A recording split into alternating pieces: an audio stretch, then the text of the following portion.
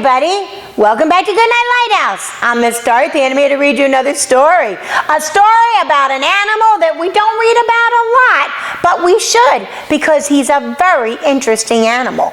This book is called The Busy Beaver. The Busy Beaver.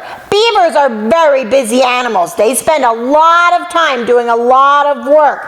But this beaver has a little problem. He's so busy that he forgets to care about people. And that should never, ever happen. You should never be so busy that you don't care about others.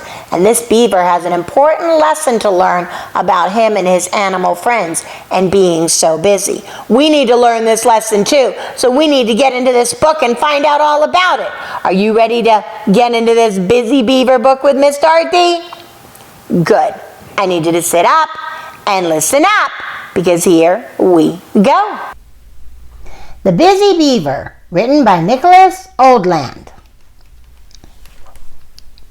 There once was a beaver who was so busy that he didn't always think about things through.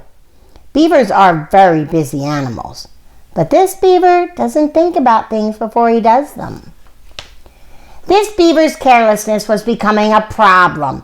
His dams leaked, and he always made a mess of the forest.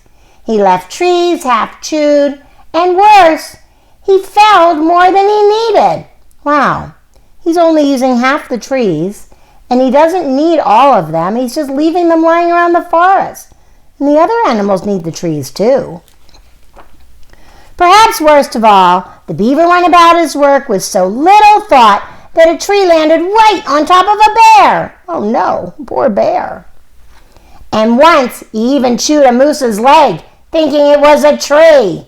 The beaver was just that careless. Oh no, that poor moose. It was only a matter of time before something went terribly wrong. Oh no. Sure enough, one day the beaver was so busy chewing on a tree that he failed to notice it was falling in his direction. He's chewing that tree down that the birds are in, and the birds are falling, and the tree fell on the beaver.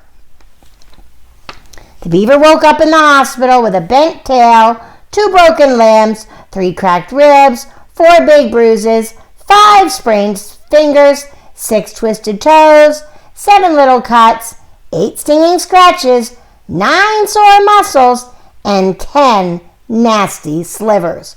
Wow, that beaver is really beat up. He had spent his entire life chewing, swimming, and building. He had never sat still for a second. Now he could barely even scratch his nose. He can't be busy now because now he's stuck in the bed. At first, all the beaver could do was stare at the ceiling. But little by little, he began to heal. With lots of rest, he regained his strength.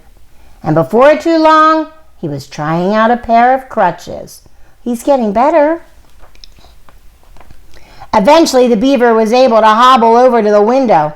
This was the first time he noticed his leaky dam, the mess of trees he had left half chewed, his friends' bandages, and a family of homeless birds. He realized he had a lot of work to do. Well, at least he realizes now what he was doing wrong. The next day, the beaver embarked on a rigorous rehabilitation program.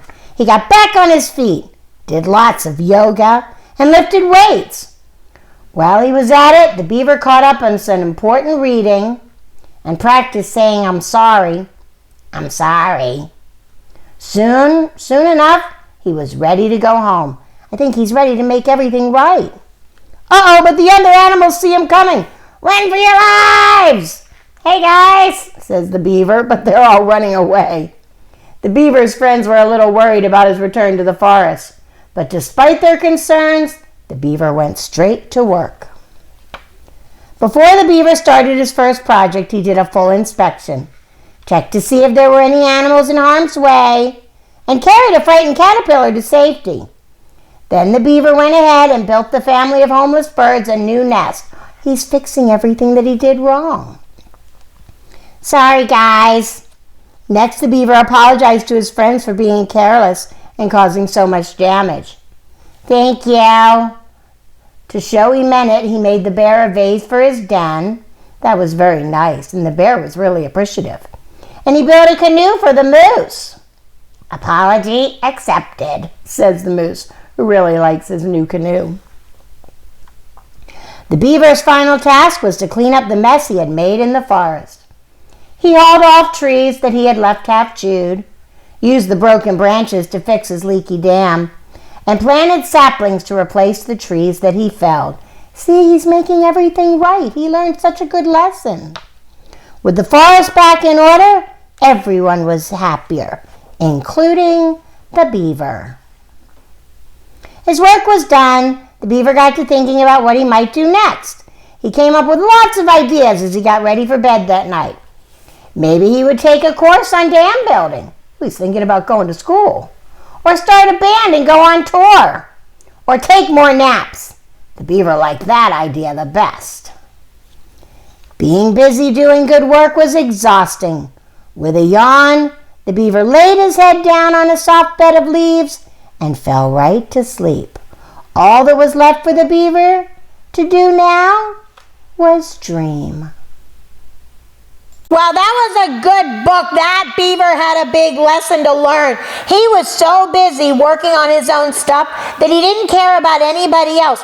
He was knocking down trees even when there were birds living in them. And he didn't even care if it fell on somebody. And then he got hurt himself and had to go into the hospital. And he realized that what he had been doing was wrong. He was caring more about himself and how busy he was instead of caring about his friends. So he came back to the forest and he made everything right. He fixed up the mess he made, he told everybody he was sorry, and then he was a happy little busy beaver. I like this book because he learned a very important lesson, one that you and I need to learn too. Sometimes it gets really easy when you're so busy to not think about what you're doing or think about the people around you. But you have to. Even when you're busy, you still have to put other people first. You still have to care about what's happening. I hope you'll remember that, because as you get older, you're going to get busier and busier and busier, but you don't want to get so busy that you don't care about people. And you can start by caring at home to mom and dad. And if you have a brother and sister, don't be so busy playing with your own stuff that you don't care about them. Be friendly and helpful, and like the busy beaver, think about what you do before you do it. Very good lesson. Glad we read it tonight. But right now it's time for all my little beavers to get off into bed. I need you to get under your covers, get cuddled up, curled up, ready for a really good night's sleep. And no matter how busy you are tomorrow, don't forget to think about others. And no matter what you're doing or how busy you may get, at school or at home, if teacher, mom and dad, grandma, grandpa tell you to do something, you can never be too busy to obey, and obey right away. And then come back and see Miss Dorothy. I'm going to be sitting right here, ready to read another book to you. Bye! Thanks for reading with Miss Dorothy. I hope you enjoyed this book, and I hope you'll come back soon to read another. What's your favorite book? Drop Miss Dorothy a note and let me know. I'll go find it and I'll read it to you. Be sure to subscribe, like, and share. I'll see you soon.